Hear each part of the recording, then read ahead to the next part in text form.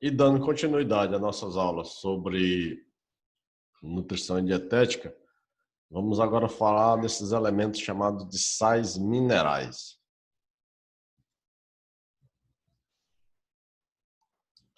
Minerais.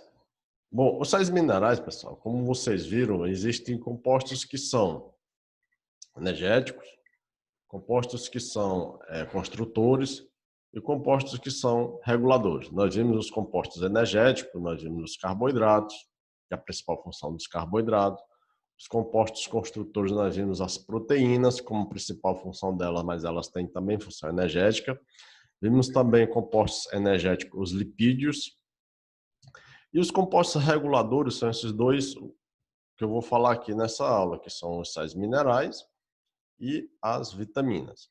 Minerais, sais minerais. O que são isso? Os sais minerais são substâncias inorgânicas que ajudam nas reações bioquímicas.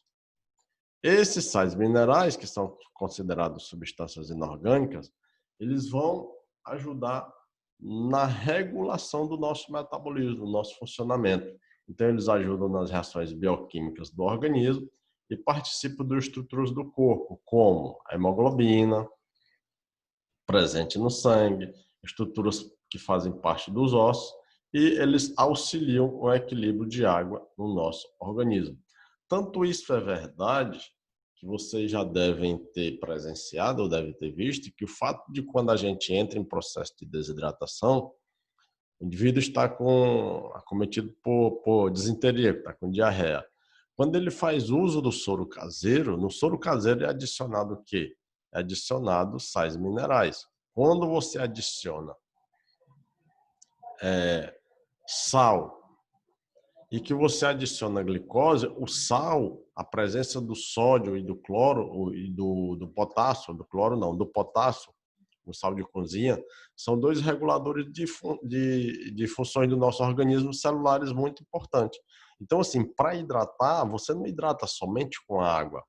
Não é somente a água pura que hidrata. Você tem que adicionar substâncias que são reguladoras, como os sais minerais, para daí repor o organismo daquela deficiência, daqueles íons que estavam presentes naquele dado momento.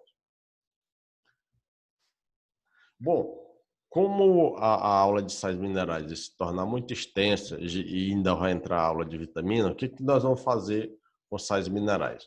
Eu vou fazer o comentário desse quadro aqui, certo? Nós vamos sintetizar tudo nesse quadro, que esse quadro tem todas as informações que nós queremos sobre sais minerais. E aí está findada a aula de sais minerais. Então vamos lá, né, ao comentário do quadro.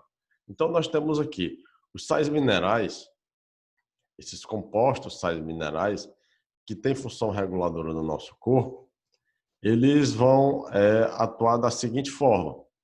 Então, o cálcio. Então, nós vamos ter aqui cálcio, fósforo, sódio, potássio, cloro, magnésio, ferro, iodo e flúor. Cada um desses sais minerais, eles vão entrar em uma determinada parte do metabolismo, vão ter sua importância. Se o excesso causa um prejuízo, a deficiência também causa um prejuízo, então eles têm que ser fornecidos ao nosso corpo na quantidade necessária que cada organismo precisa.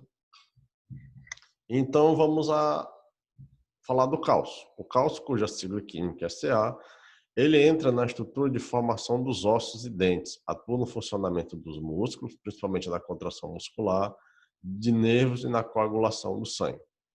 Os principais alimentos onde eu vou encontrar cálcio, nos laticínios, né, que são derivados do leite, hortaliças, folhas verdes, brócolis, espinafre, etc. O fósforo, que o símbolo químico é P, ele forma os ossos e os dentes e participa na transferência de energia da molécula dos ácidos nucleicos. Existe uma substânciazinha que o fósforo é componente que ele vai fazer essa transferência de energia a nível molecular. Onde é que eu vou encontrar? Nas carnes, nas aves, nos peixes, ovos, laticínio, feijão e ervilha. O sódio, cujo símbolo químico é Na, ajuda no equilíbrio dos líquidos do corpo, como eu falei a vocês, né? Quando se faz o processo de hidratação, a hidratação tem que ter sódio na sua composição e no impulso nervoso das membranas celulares. Principal fonte do sódio: sal de cozinha e sal natural dos alimentos. O cloro, cujo símbolo é Cl, ele forma os ácidos clorídricos do estômago e encontra-se combinado ao sódio, que é o sal comum na natureza. O potássio age com o sódio no equilíbrio dos líquidos e no funcionamento dos nervos e das membranas. Principais alimentos onde eu vou encontrar potássio: nas frutas, verduras, feijão, leite e cereais. O magnésio, cujo símbolo químico é Mg, ele forma a clorofila, atua em várias reações químicas junto com as enzimas e vitaminas e ajuda na formação de ossos e no funcionamento dos nervos. Encontrado em hortaliças, folhas verdes, cereais, peixe, ovos, carne, banana. O ferro, principal componente da hemoglobina, ajuda a levar o oxigênio e atua na respiração celular. Principais fontes: fígado, carne, gema de ovo, pinhão, legumes, hortaliças e folhas verdes. E o iodo faz parte dos hormônios da tireoide, do hormônio tireoidiano, que controla a taxa de oxidação celular e o crescimento celular. Principal fonte: sal de cozinha e os frutos do mar. O flúor fortalece os ossos e dentes e é encontrado na água fluoretada, nos peixes e nos chás. Então, assim, essa tabela ela sintetiza tudo que a gente precisa de saber de sais minerais e que vocês têm que entender que eles são compostos reguladores e cada um tem uma função específica no nosso organismo. Vamos para o próximo slide. No próximo slide, nós vamos falar de vitaminas, certo? Então, vamos deter um pouquinho mais tempo as vitaminas relacionada ao conteúdo. Então, vamos lá. As vitaminas são substâncias de extrema importância para o bom funcionamento do nosso organismo, principalmente porque ela ajuda a evitar determinadas doenças. E tal qual como os sais minerais, elas vão entrar no processo de regulação de várias funções do nosso corpo. Elas não são produzidas pelo organismo e, portanto, devem ser adquiridas através da ingestão de alimentos. Podem se agrupar em um grupo de vitaminas chamadas lipossolúveis, que são aquelas que são solúveis a lipídios, ou hidrossolúveis, que são aquelas que não são solúveis a lipídios.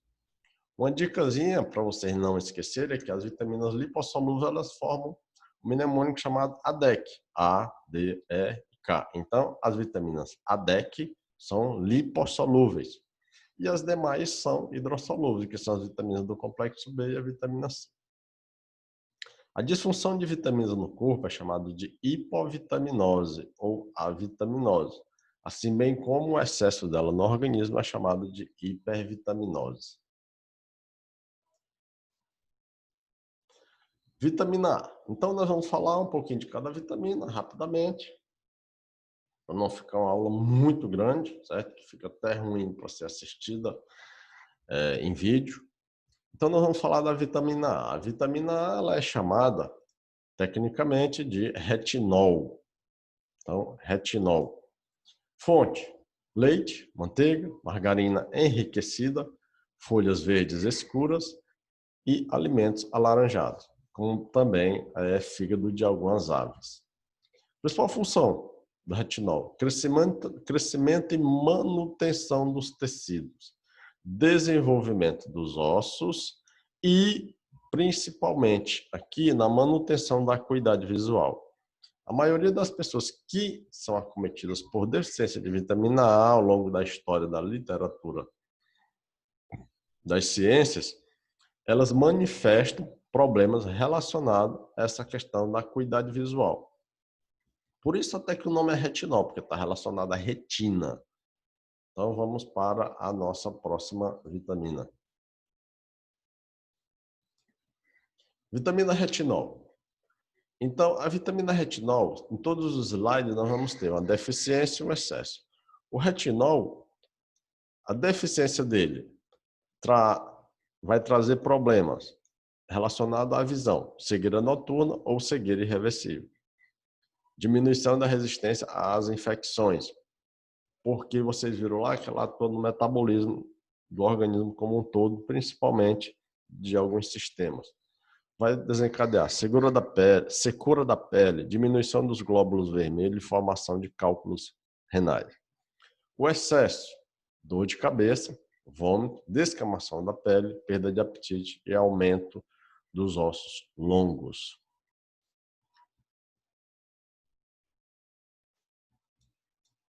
Vitamina D, calciferol. O calciferol, principais fontes, exposição ao sol. Então, quando nós nos expomos ao sol, no nosso organismo, na nossa pele, existe a provitamina D, que quando ela é ativada pelos raios solares, faz com que ocorra a produção de vitamina D.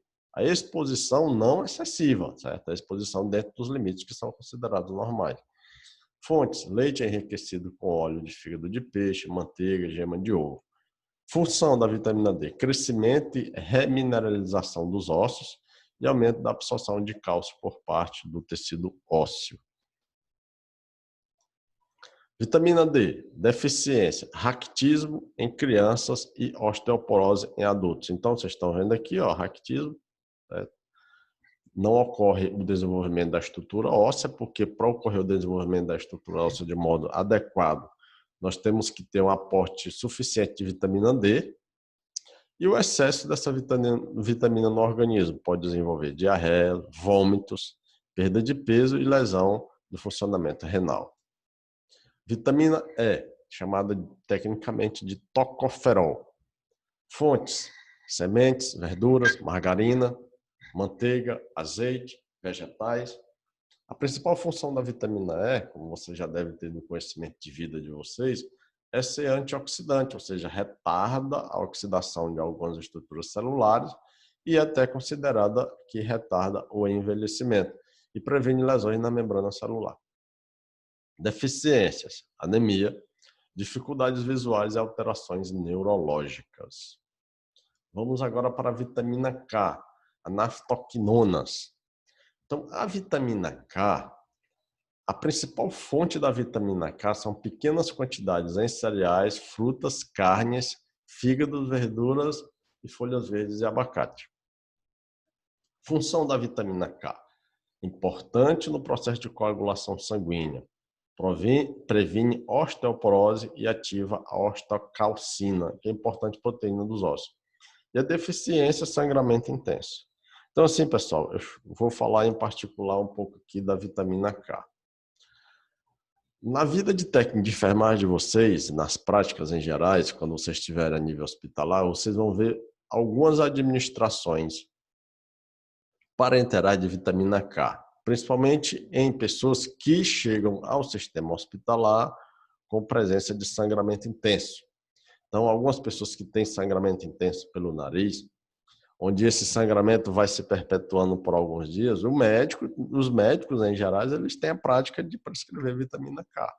Em mulheres que também apresentam metrorragia, o que é a metrorragia? É uma menstruação onde está apresentando muitos dias de sangramento. O sangramento se torna intenso, mas ele não se acaba.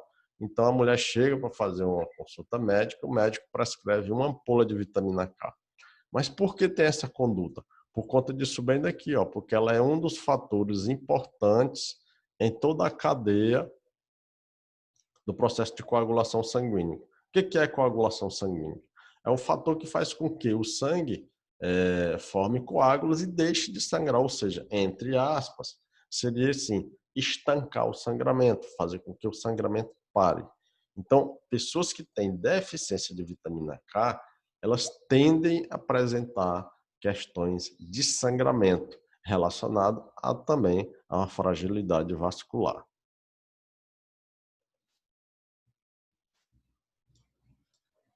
Complexo B. Então, vitaminas do complexo B. Então, nós vimos lá naquelas vitaminas lá que as ADECs, vitamina A, vitamina D, vitamina E, vitamina K, são vitaminas lipossolúveis. Agora vamos para as hidrossolúveis.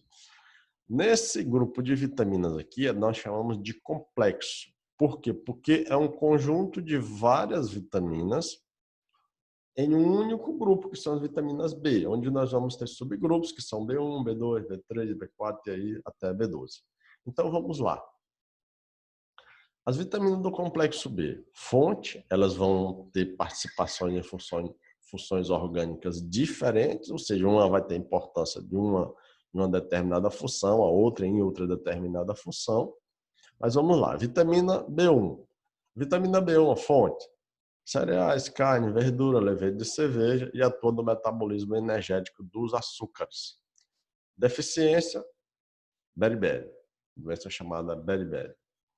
Vitamina B2, fonte de vitamina B2, leite, carnes e verduras. Função, atua no metabolismo das enzimas e na proteção do sistema nervoso central. Deficiência, inflamações em gerais, na língua e anemia, além da seborréia. Seborréia, para quem não sabe, é o excesso de descamação da região epidérmica. Vitamina B3, fonte, ervilha, amendoim, fava, peixe, fígado.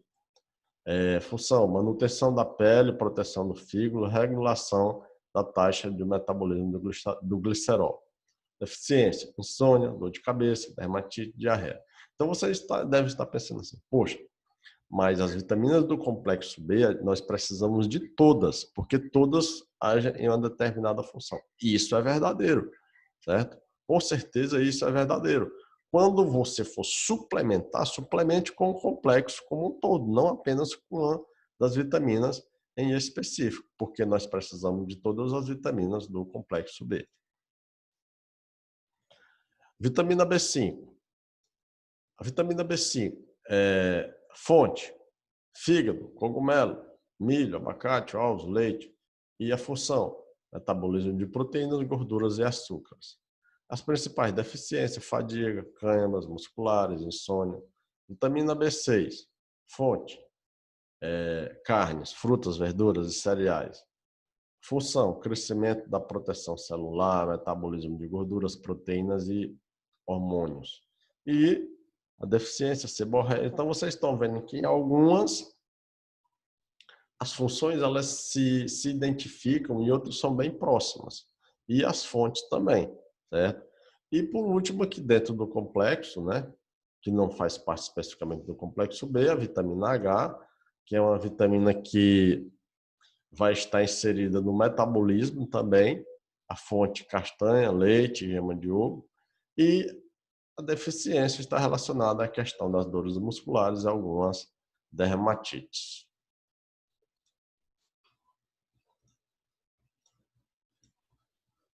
Agora vamos falar da vitamina C, ácido ascórbico. O ácido ascórbico, a vitamina C, eu acho que seja a vitamina mais conhecida pela população, certo? A vitamina mais consumida também, principalmente quando se fala de imunidade. Então vamos ver as particularidades da vitamina C. Fontes de vitamina C, frutas em gerais, frutas cítricas, pimentão verde, verduras, açaí, tudo quanto for fruta tem vitamina C. Essas fontes aqui, existem outras fontes, pessoal. Então, quando ele diz frutas cítricas, entra todas as frutas cítricas. Função da vitamina C, manutenção da matriz da cartilagem dos ossos. Importante na síntese de colágeno. Atua no fortalecimento do sistema imunológico e no combate a radicais livres. E aumenta a absorção de ferro pelo intestino. Então, aqui nas funções da vitamina C, está explicado a importância que ela tem relacionada ao nosso organismo, porque ela está inserida em muitos fatores que mantêm o organismo saudável, que fazem com que o organismo se mantenha nesse estado de saúde por um tempo maior. Deficiência de vitamina C, uma doença chamada de escorbuto. O escorbuto é o que? É degeneração da pele, dos dentes, dos vasos sanguíneos e ocorrem hemorragias epiteliais. Hoje o escorbuto ele é, de certo modo, raro, porque as populações em gerais elas consomem fontes de vitamina C. Mas essa doença ela foi diagnosticada especificamente na época das grandes navegações, onde principalmente quando existiu o tráfico negreiro para o Brasil e os outros países, esses negros eles eram acondicionados em navios, no porão dos navios, e eles não recebiam a alimentação adequada. e nem o suporte de verduras e frutas. Ou seja, eles eram colocados em abstinência, essas viagens demoravam meses, certo? De Portugal para o Brasil demoravam meses. Então, eles entravam em uma deficiência muito grande de vitamina C. E muitos desses negros começavam a apresentar sangramentos gengivais e todos esses sintomas aqui. Então, essa doença, a maior evidência dela foi na época do tráfico de escravos, certo? De Portugal, da África para o Brasil. Então, esse quadro é um quadro resumitivo, né, que vai falar das vitaminas em gerais, igual nós tivemos lá no quadro de sais minerais. Então, aqui eu não vou repetir, senão vai ficar muito repetitivo, a própria aula em si. Mas está aqui, ó, ele vai falar da vitamina A, B, C, D e as principais fontes onde são encontradas essas vitaminas em gerais aí. E além de não esquecer que existe a fonte artificial, né? Quando você compra a vitamina na farmácia e vai ingerir e fazer uma reposição dela. Então, assim, pessoal, com essa aula a gente finaliza mais um bloco de conteúdo. Eu espero que vocês tenham bons estudos, que vocês tenham entendido a aula e tchau para vocês. Um grande abraço e tchau para vocês.